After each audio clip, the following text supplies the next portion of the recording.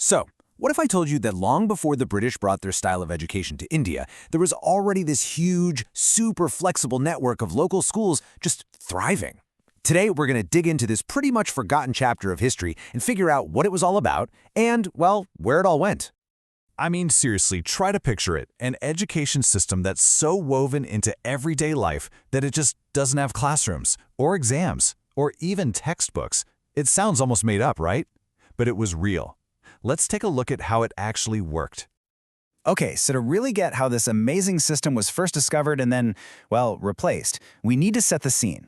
And it all kicks off with the British East India Company. Now, you gotta remember, they didn't show up in India looking to rule. They were traders, plain and simple, just trying to make a profit. But over about 100 years, their role did a complete 180.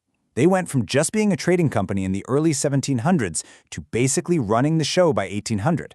And as their mission switched from commerce to conquest, they started looking at Indian culture differently. It wasn't something to trade with anymore, it was something to control. And you know what they saw as a key tool for that? Yep, education. And that brings us to our main character, a guy named William Adam. So in the 1830s, this Scottish missionary gets handed this huge assignment from the Governor-General himself, William Bentinck. He was basically sent on a mission that would uncover this entire hidden world of learning. Adam's job was crystal clear. Go out there, survey, and report back on all the existing local schools. You know, the ones that taught in the regional languages, not in English. He was kind of like an educational explorer, tasked with mapping out a system that the British really knew next to nothing about. And what he found was absolutely staggering. He found this: 100,000. Just let that number sink in for a second. It seems impossibly huge. But what does it actually stand for? That's right. Adam reported that there were over 100,000 of these local schools called pathshalas. And get this, that was just in two regions, Bengal and Bihar. This wasn't some tiny fringe movement. It was a massive, widespread network of grassroots education, running completely on its own with no state control whatsoever. So the big question is, what did one of these 100,000 schools actually look like? Well, I can tell you, they were nothing like the schools we're used to today. They were actually designed to fit perfectly into the rhythms of everyday rural life. The whole philosophy was just on another level. First off, there weren't dedicated school buildings. Classes might be held in a temple, at the teacher's house, or even just under a big banyan tree. Fees? Not fixed. Parents paid whatever they could afford based on their income. And maybe the most radical part? There was no set syllabus. No annual exams. The guru, the teacher, actually tailored the education to what the students needed. The real genius of this system was its incredible flexibility. For example, when it was harvest time, school would just stop.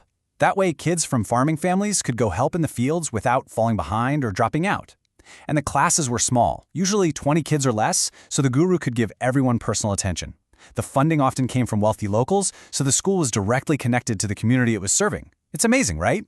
Education didn't compete with the local economy. It worked right alongside it. So, after all these years of traveling and taking detailed notes, William Adam had this incredibly deep understanding of the whole system. Now, he had to go back and make a recommendation to the British government, and this was a real crossroads moment, a decision that would basically decide the entire future of education in India. So what happened was you had these two totally competing visions. On one side, you had Adam. He'd seen how valuable this system was, and he argued for supporting it, for reviving it, and for teaching in local languages. But the colonial administration, they had a completely different agenda. They wanted a system that would pump out English-speaking clerks who would be loyal to them. Adam's community-first model just didn't fit that plan, and in the end, his proposal was rejected. It's really that simple. He wasn't trying to bring in some foreign model. He saw the genius, the flexibility, and the deep community ties of the pathshalas that were already there. He believed the best thing to do was to build on what was already working. But that was the path not taken. And that just leaves us with this huge question, doesn't it? What if that decision had gone the other way? What if this super local, community-focused system had been supported and nurtured instead of just being tossed aside? It's a fascinating thing to think about. It's a powerful reminder that the systems we live with today are all the result of choices made a long time ago, and that sometimes a very different path wasn't just possible, it was right there, waiting.